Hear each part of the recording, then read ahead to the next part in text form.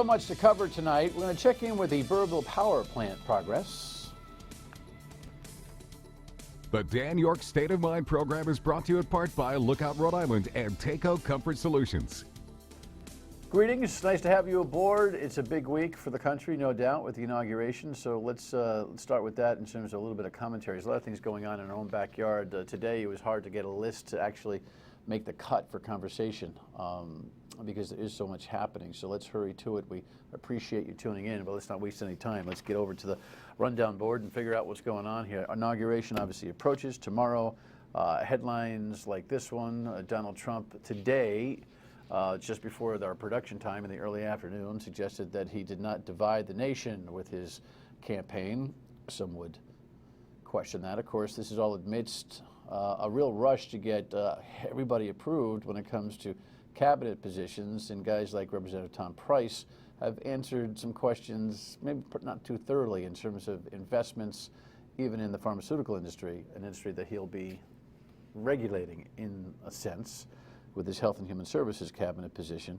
You know, depending on who you talk to or who analyzes what, the Trump administration is kind of ready to go. Donald Trump is more or less suggesting that he reports to work on Monday, figuratively, but Sean Spicer, his spokesperson, begs to differ.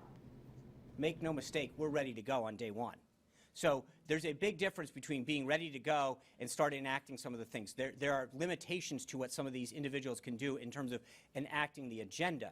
But in terms of being ready to go and being able to respond to an incident, we're ready to go at 12:01 tomorrow. Yeah, Donald's got to put some gold into the Oval Office and everything else to get set up over the weekend. He's not ready to write an executive order quite yet.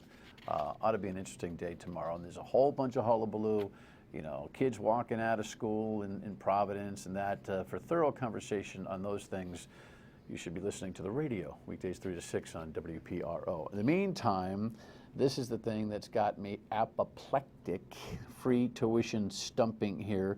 The governor, with this headline, of course, she stumps for the plan.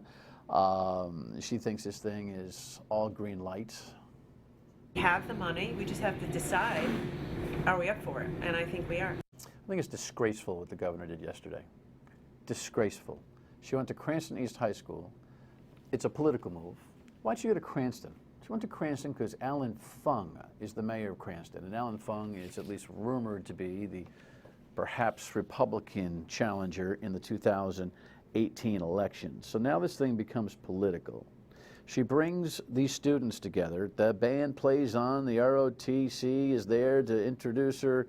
The employees of the Cranston Public School System are kind of supporting this, you know, 2-year free at CCRI and back 2 years at Rick and URI free tuition plan, using kids during school time, by the way, for an assembly, as pawns in her political game. Look, I'm all for making college more affordable, and do not misunderstand me. URI and Rick and CCRI, for that matter, are terrific values in education. I couldn't be more bullish on public education on a post-high school level here in the state. That's not the argument. The argument is this marketing of free tuition, which is all about putting a star on her national political refrigerator. It's not well thought out. It's not really conducive to the culture of college finance that we've had in this country. And I think it's a complete Hail Mary pass to distract and to grow her national reputation. And I hope it goes thud in the General Assembly. We will have plenty of conversation about this over the next week or so, I promise. In the meantime, firefighter overtime. You know, we've been talking about the firefighter relationship with the city of Providence for ever, it seems. And of course, when the mayor, Jorge Alorza, decided that he was going to move from 4 platoons to 3 platoons, kind of a political Tourette's move, kind of out of nowhere, right? He does that in the middle of the contract, and all heck breaks loose, and the firefighters start, you know, retiring and quitting and calling disability and all that kind of a thing. It was so ill thought out. You know, and guys like Paul Dowdy, the firefighter union chief, who have been here many times, suggested that, you know, they're not going to work for free, I remind you.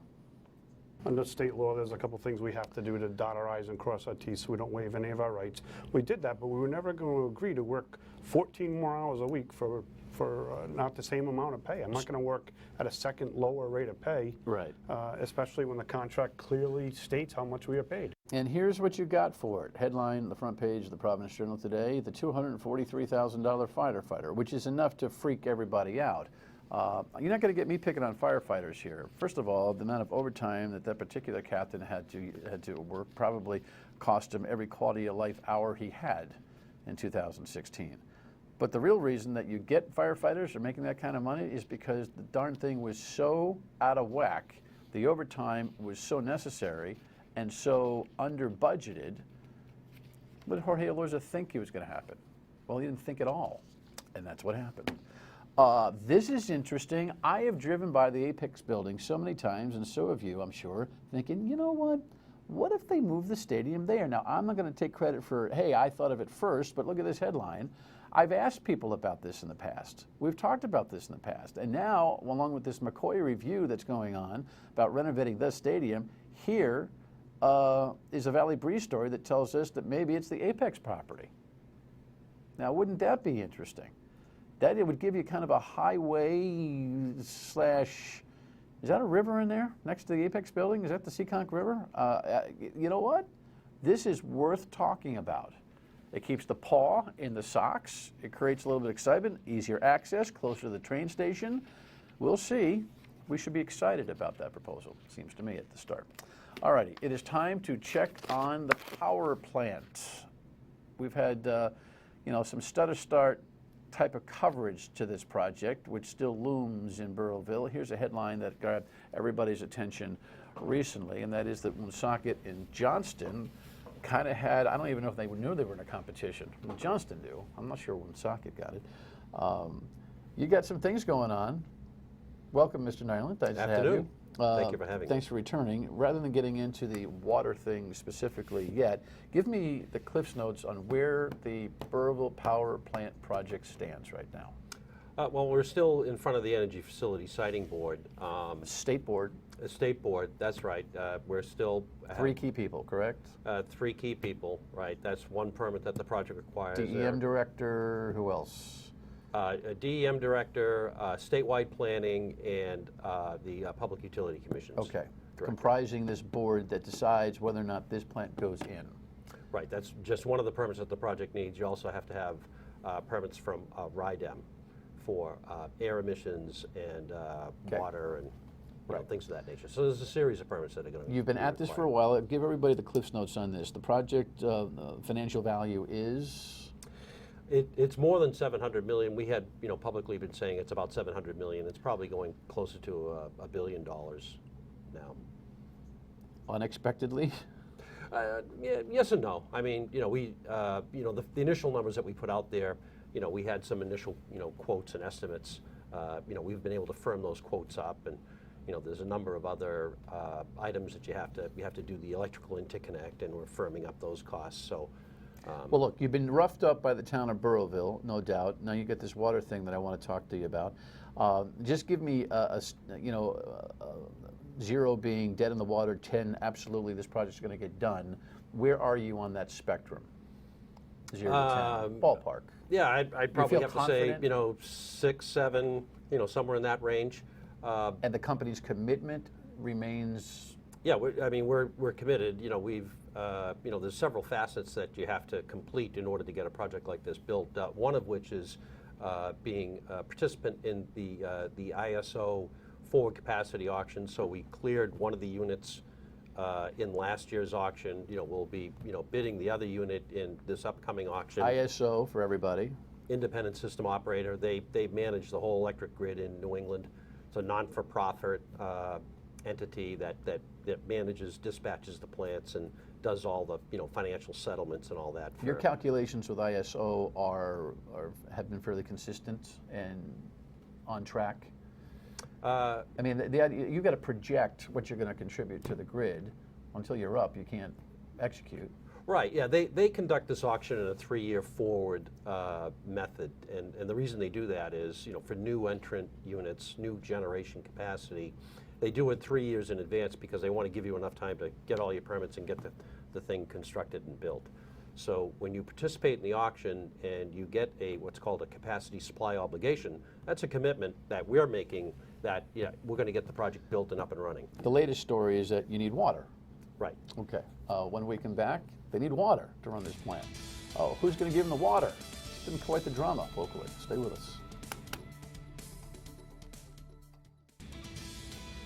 So the Burrillville power plant is going to need some water, and they had a little bit of a stutter step too with that. We'll explain that in a second, but here's the latest in the municipal competition, so to speak, to supply it.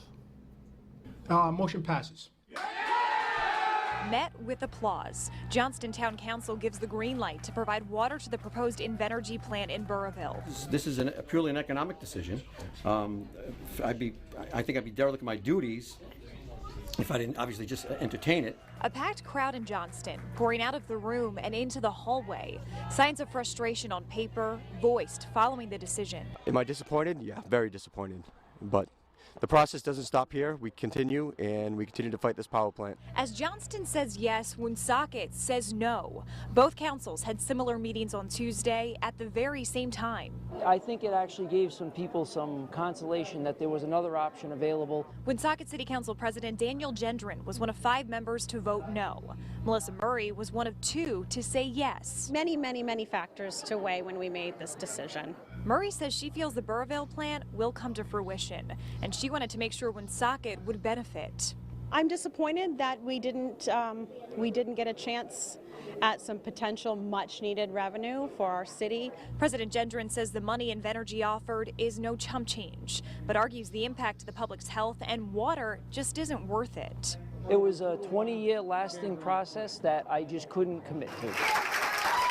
A different decision also met with praise. It's a victory for us this evening. I feel like I'm a daughter of the city and a product of the city, and I'm very proud.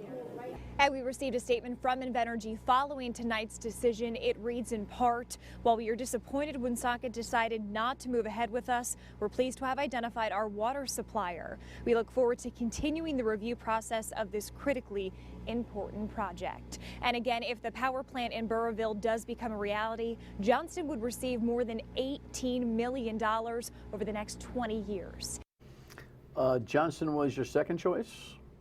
Yeah, we selected Johnston as call it a contingent supply. Part of the order that the EFSB issued back in October asking us to submit a water plan requested that we identify a contingent source. So, we initially started talking with Woonsocket, back in, just after the EFSB issued that order in mid-October. And, we went through that process, and then it was really until late December that we reached out to Johnston and said, would you be willing to act as a contingent supplier? And we said, there's a potential that, Woonsocket may not approve this, and if not, then, we were willing to offer them the same deal. They could, step in a lead role. This all happened because you had some trouble with the Pasco water supply, correct? Yeah, that's correct. You wanted the water to come locally, but it had a contamination issue, and there's all sorts of environmental stuff going on. Yeah, I mean it's something you guys did. I mean, there's a long history of problems with that water supply. Correct. I mean, what we were willing to do was to step in and pay for a treatment system that they were unable to afford up until that point in time. Basically reactivate the well, install what's essentially a carbon filter treatment system that would remove that contamination, use that water in our process, not for drinking water, and as a result of all that, it would end up remediating or cleaning up that well over time. I think Pasco felt that by having that agreement in place with us, that they may be undertaking some environmental liability as a result of that process. We offered to actually pay for an environmental liability policy, insurance policy. I think that they felt that maybe that wasn't either going to be enough or what have you, and so they voted to terminate the agreement that we had. And once they did that, we had to go out and try to find another source of water.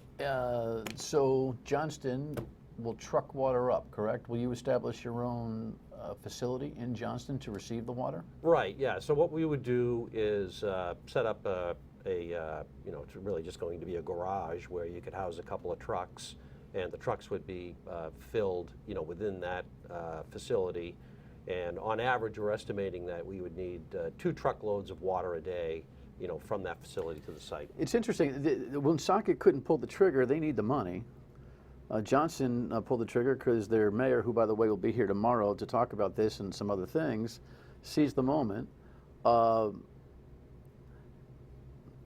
Any perspective on who balked and who didn't? I don't know. I mean, we tried very hard in order to have Woonsocket, come to terms with Woonsocket. There seemed to be, some communication issue that was going on there. Meaning? Well, I know that when the new council was voted in, they had terminated their solicitor, so the lines of communication, which would normally go through the city council solicitor, had to go through another outside council. And so I just wasn't sure, based on comments that were made to us by the city council members, in terms of... So you think it was a communication problem rather than a neighbor problem? I mean, listen, everybody's a neighbor in Rhode Island. Then again, if you have to drive 10 miles down 295, some people pack a lunch around here. But Burrillville being contiguous to Woonsocket, the environmental, you guys are going to poison the world type of thing. I think what you're suggesting, there were, I'm sure, a number of factors that played into each of the councilors. Too close for their comfort, so to speak. Perhaps. So you went all the way south to Johnston, Rhode Island, which is about, what, another 8 minutes for your trucks or so? Yeah, roughly. Yeah, and Mayor Policina seized the moment. Interesting, the perspectives on that. When we come back, we'll talk about the progress of this project and whether this thing's ever going to happen. Stay with us. So look, the grid needs energy. New England needs supply. Depends on who you talk to. This is the best, most needed thing in the world to the worst economic and environmental disaster ever to hit the state of Rhode Island. This is not new for you in your kind of business. Anytime you decide that you want to go into a place, there's a lot of not in my backyard that's natural, and then there are good arguments against. I guess the Pasco thing is, the water supply thing is an example of people who just weren't comfortable, and you had to go ahead and dodge that particular logistics bullet and find another place. I know you're bullish on the project, but do you feel like you're going to be able to outlast the political and regulatory process here? Well, it's certainly not without challenge. I look at it from the standpoint that, within New England, there is certainly a need. When you look at the electric generation market in this region, and the ISO, you can go on the ISO website and, confirm a lot of what I'm about to say, but you have about just call it roughly a 30,000 megawatt market, and about 10,000 megawatts of existing generation has either already announced it's going to retire or is at risk of retirement in the near future. Translation, plants are going off. You need to have something to replace it. Right. We're trying to, the region is trying to migrate away from fossil fuel generation, and they're certainly making moves to do that, but it takes time. Yeah. The ISO CEO issued a report or a paper probably about 2 weeks ago saying it's going to take perhaps even decades to get to that. We're showing video here of the NOAA people, council maps, pictures. It's a fluid and complicated issue. The difficulty I have is that I'll talk with you, and things make a lot of sense. Then I'll talk with the opposition, and I'll say, that's a pretty good argument. I'd love to see you guys get together. Is the tension so thick or the dynamic so difficult that we can't get you all together and I can sit back and everybody else can watch you guys talk about it? Well, I mean, certainly the opposition, the Conservation Law Foundation, they're a party in the process. The town is a party in the process in front of the energy facility. Do you find it difficult having public discussion with the folks who oppose the plant? Well, in my experience, it's a very complex process. It's a complex set of data that you're describing, and if you don't have a lot of experience with it, I could be saying things that some people may not understand.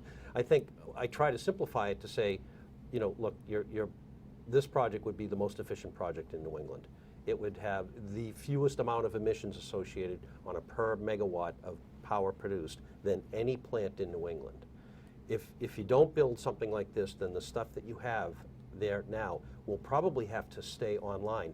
And the CEO of the ISO has already made those statements. He's already said, look, if we're not able to do this, we're going to have to then go to what he called suboptimal solutions.